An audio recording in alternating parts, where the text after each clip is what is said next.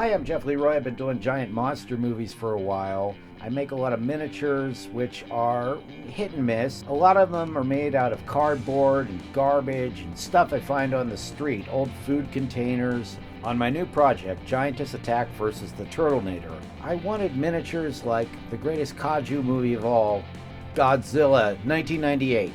Godzilla 1998 is the greatest kaiju movie, said no one ever. I do like the behind-the-scenes stills of the miniatures. The miniatures are pretty cool in that movie. Can I make something like that? I wanted to up my game for the next project, so I went to prop maker Ted Smith to help me build some better-looking miniatures.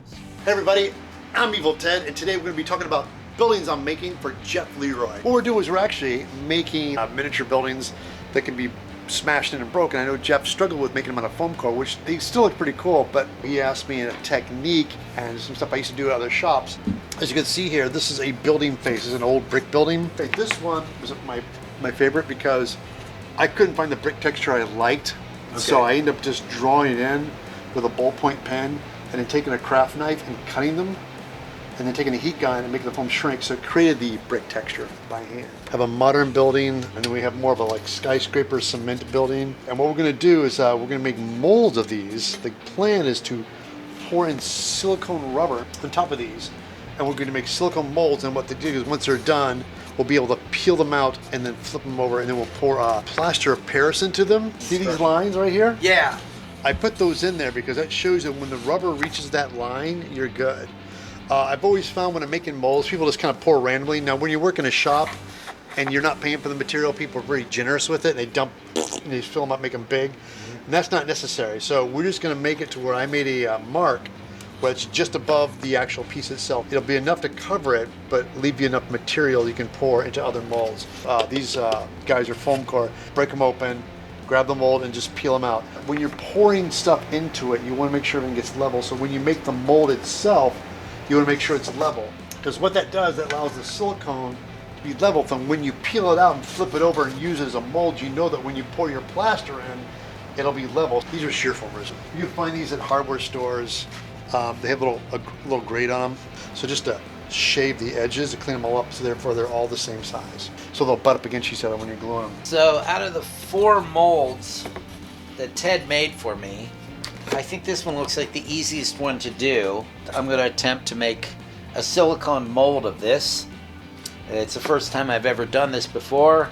I was told to dump rice in this to see how many fluid ounces it would hold. I actually used Planters peanuts because I have a lot of peanuts here. It seems to hold about 38 to 40 fluid ounces in this mold. That's how much I'm going to mix up with Mold Max 20. Got my measuring cups from the Dollar Tree. I got a scale from Home Depot. Mix it up and pour it in here and pray. Pray to God it works. All right, 14352 grams. Splat. Pretty thick stuff. Okay, so we're gonna shake this up. See if we can get 143.5 grams out of this thing. I'm gonna say that's good. And stir our brains out. Won't be using this anymore for any salads. Really use an egg beater at this point. This is my workout today.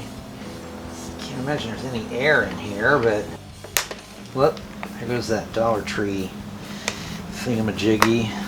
Should just use a stick. Stick's working better than the spoon. Live and learn. We're experimenting here. I see what he said about the wind.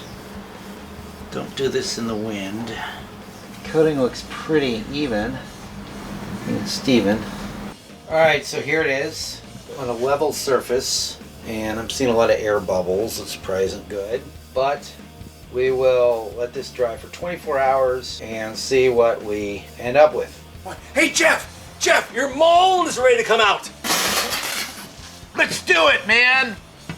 I got it right here. Here we go. My first silicone mold I ever did. See if we got the texture of the building here. Okay, get my fingers. Oh my God. All right, this one's not. This is out. Okay. Okay. Oh. Well, you know what? I guess I can cut this off. And I think we got most of the details here. Yeah, If mostly. I trim this up. On the first try, I managed to get 4 silicone molds off of Ted Smith's building patterns. But will I be able to run off molds of building faces? The first mold I made was out of plaster of Paris, and it completely crumbled to pieces. Some of these are run out in plastic, and those are the sections of buildings that won't crumble. And some of these pieces are run off in hydrocal, which is like a chunk of cement. Hydrocal is a very durable plaster. These things are like cement. But how do I get them to break and crumble like in the Japanese monster movies? As an experiment, I mixed some plaster of Paris with hydrocal. Then I placed some cornflakes in the hydrocal to weaken the structure of the hydrocal so it wouldn't be a solid piece of cement. This instantly crumbled and failed. My next attempt, I left out the plaster of Paris and just put the hydrocal in there, but I also put the cornflakes to see if it would crumble. The hydrocal mixed with the cornflakes seems to work really good for crumbly buildings. Now I've got all these foot-by-foot plates of buildings. How do I glue them all together into a tall structure, a skyscraper structure that can crumble and explode? Well, looks like that's another video.